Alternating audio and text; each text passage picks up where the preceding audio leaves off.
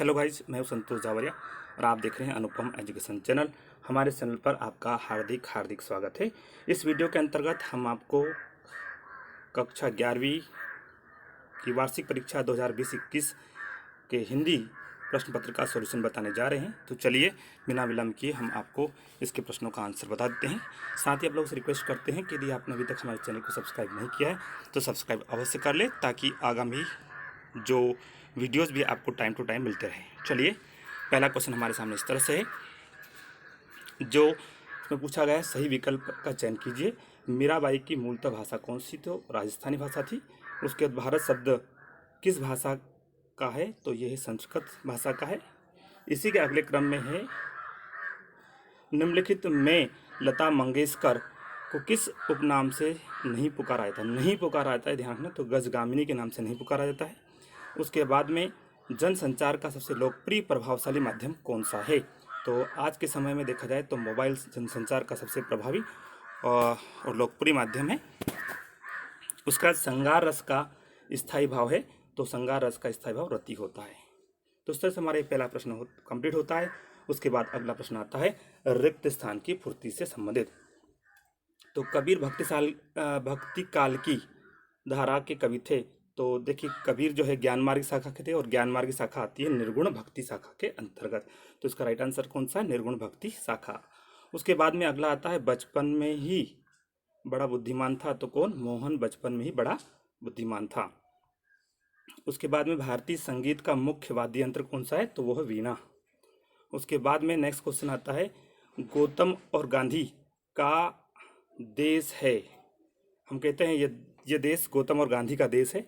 ये भारत के परिप्रेक्ष्य में कहा जा रहा है। उसके बाद में अगला आता है, रस के अंग है। तो वो रस के 4 अंग होते हैं।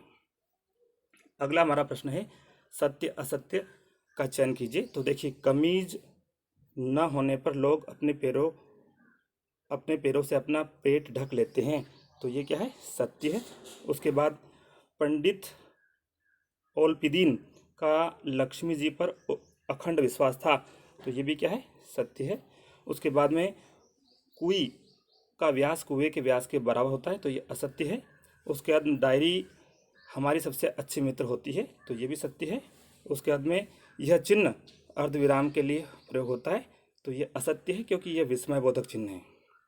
उसके बाद में सही जोड़ी का मिलान करके लिखिए। तो आओ मिलकर बचाएं। तो इसका संबंध है निर्मला पुतुल से, सॉरी। उसके बाद में रुमाली रोटी का एक रूप, इससे संबंध है रात दिन, जिसका समास विग्रह था रात और दिन, अर्थात ये द्वंद्व समास है। और चिन्मय ने नाक में दम कर रखा है, में सब शक्ति है। तो ये कौन सी है? लक्षणा।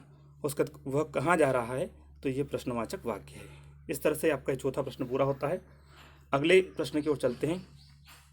प्रश्न नंबर 5, निम्नलिखित प्रश्नों में से एक वाक्य में लिखिए। सुमित्रानंद पंत किस युग के कवि थे? तो ये लिखेंगे छायावाद के।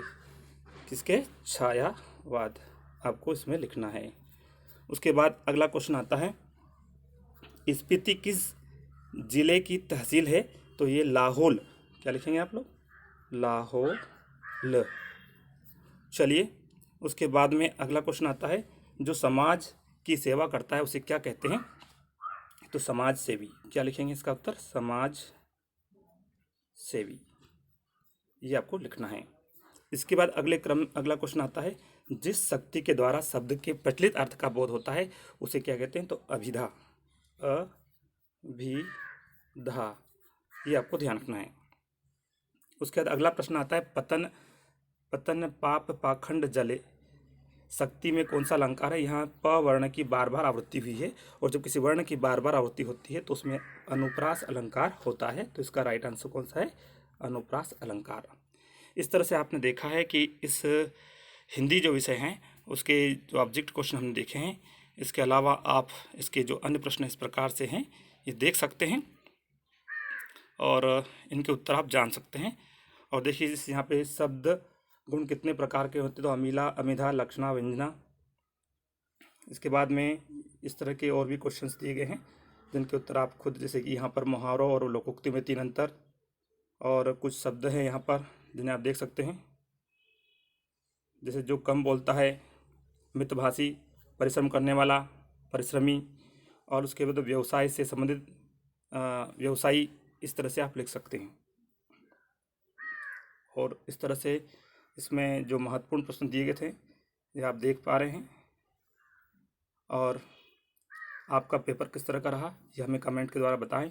वैसे तो पूरा ओपन बुक सिस्टम है, इसलिए आपको कोई दिक्कत नहीं है, लेकिन आगामी वर्षों के छात्रों के लिए यह प्रश्न पत्र मार्गदर्शक की तरह कार्य करेगा। चलिए, हमारे इस वीडियो को देखने के लिए आपका बहुत बहुत धन्यवाद साथियों। जय हिंद, जय भारत।